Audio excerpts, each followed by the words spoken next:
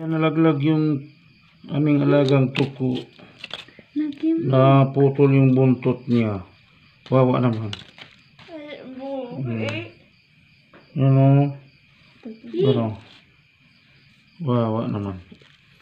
Tapos ito siya, wawa naman. Putol yung buntot ni alaga naming tuko. Ano? Nagdugo ate. Wala. Ito po iyon.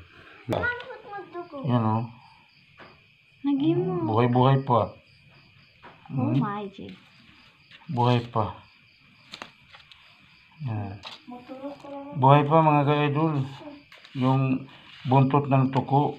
Yan, buhay pa. Kuya ko na ko ganina.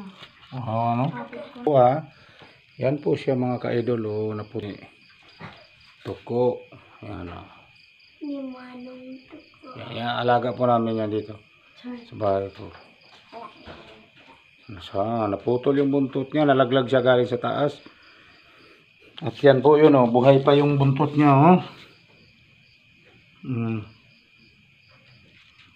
Kawawa naman.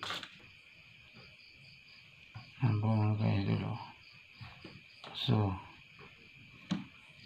umalis na si Tuko. Umalis na po si Tuko mga ka-idol. Galing po sa taas mga ka-idol dyan sa bahay ko nalaglag. Galing sa taas nalaglag. So mga ka-idol hanggang dito na lang po yung aking video.